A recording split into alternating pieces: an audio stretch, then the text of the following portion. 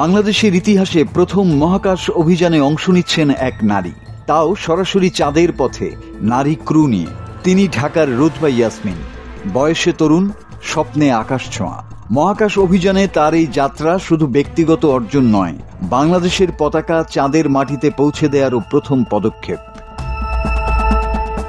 2025 সালের 16 এপ্রিল আন্তর্জাতিক মহাকাশ গবেষণা সংস্থা স্পেস নেশন ঘোষণা দেয় তাদের মুন পায়োনিয়ার মিশনের।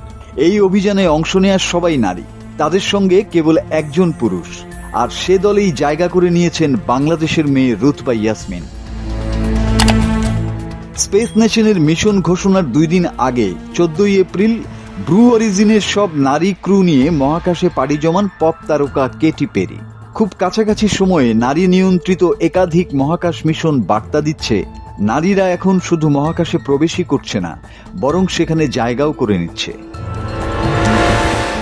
রুতবার স্বপ্নের শুরু ঢাকার স্কুল স্কলাস্টিকায়, তারপর পাড়ি জমান আমেরিকায়। ফিজিক্স, ম্যাথ, ডেটা সায়েন্স এক এক করে সব বিষয়ে নিজের ভিত গড়ে তোলেন।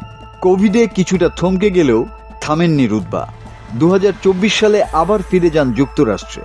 সেখানেই স্পেস ওয়েদার নিয়ে গবেষণার মধ্যেই খুলে যায় তার মহাকাশের দরজা। স্পেস নেশনের প্রশিক্ষণে রুতবা ছিলেন খুবই গুরুত্বপূর্ণ ভূমিকায়। একবার মুন বেস ইভিএ স্পেশালিস্ট, আরেকবার মিশন কন্ট্রোল ইঞ্জিনিয়ার। চাঁদের বুকে হেঁটেছেন স্পেস স্যুট পরে, আবার দূর থেকে দলকে ফিরিয়েছেন নিরাপদে। 2 ক্ষেত্রেই দুর্দান্ত দক্ষতা দেখিয়েছেন তিনি। রুতবার অনুপ্রেরণা নাসার অ্যাস্ট্রোনট সুনিতা উইলিয়ামস। স্পেস ওয়াকের রেকর্ডধারী সুনিতা দীর্ঘতম সময় মহাকাশে কাটানো একমাত্র নারী। রুতবা বলেন, মহাকাশে নারীর অংশগ্রহণ এখনো কম, এটা বদলাতে হবে। আজ রুতবা হয়ে উঠেছেন হাজারো তরুণের অনুপ্রেরণা। তার বার্তা, স্বপ্ন দেখো, সাহস রাখো, শেখো।